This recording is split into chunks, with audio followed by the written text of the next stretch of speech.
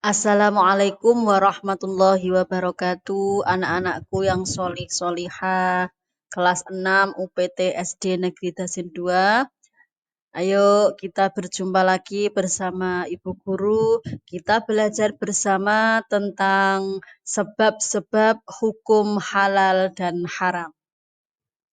Anak-anakku yang solih dan solihah, tujuan kita belajar tentang sebab-sebab hukum halal dan haram adalah yang pertama, kita mampu menjelaskan pengertian halal dan haram.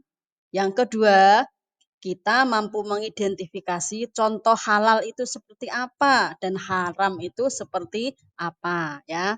Yang ketiga, kita mampu menyelesaikan masalah nyata dengan memilih solusi sesuai hukum Islam.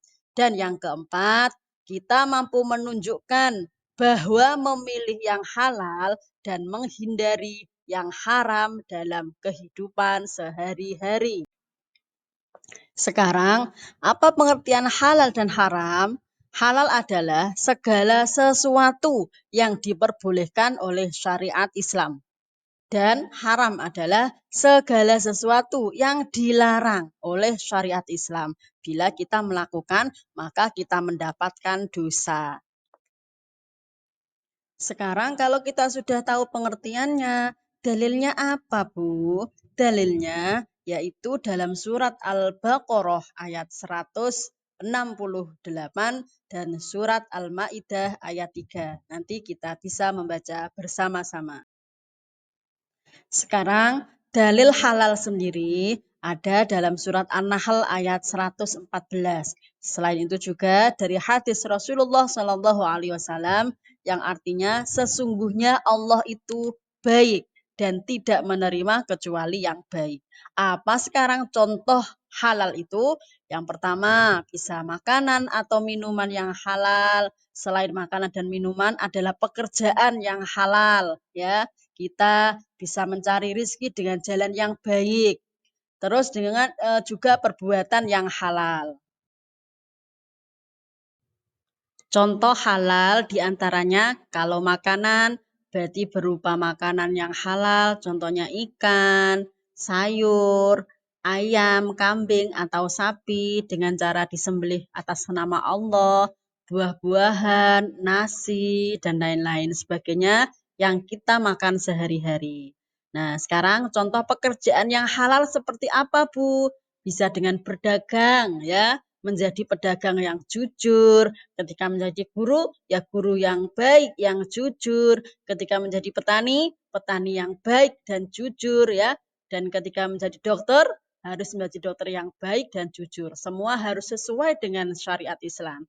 Terus contoh perbuatan yang halal apa, Bu? Contohnya menolong sesama manusia, tidak menyakiti hewan, menjaga kebersihan, belajar, dan lain-lain.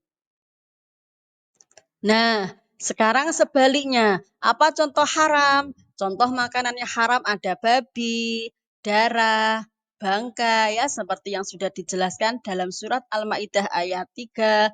Ada juga minum-minuman yang memabukkan dan lain-lain. Kalau pekerjaannya yang haram, contohnya mencuri, korupsi, menipu, merampok, dan lain-lain yang tidak sesuai dengan syariat Islam.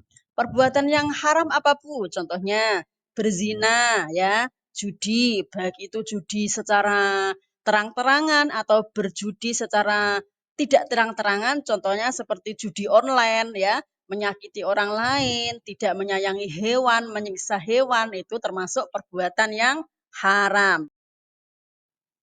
Di antara halal dan haram itu ada yang namanya subhat. Apa, Bu, subhat itu? Subhat itu adalah yang samar-samar, ya. Makanan atau perbuatan atau apapun yang kehalalannya tidak jelas. Itu yang dinamakan dengan subhat. Di antara hikmah kita menghindari yang haram adalah yang pertama, bisa menjaga kesehatan jasmani dan rohani. Yang kedua, menjaga keberkahan hidup. Yang ketiga, mendekatkan diri kita kepada Allah Subhanahu wa taala, dan yang keempat, menjauhkan dari perbuatan dosa. Anak-anakku, mari kita biasakan hidup halal agar kita selamat dunia dan selamat di akhirat. Amin, Allahumma amin. Demikian sedikit penjelasan dari Bu Guru. Semoga bermanfaat. Terima kasih anak-anakku. Semoga anak-anakku menjadi anak-anak yang solih dan solihah selamat dunia akhirat. Kita akhiri dengan bacaan hamdalah. Alhamdulillahirabbil alamin.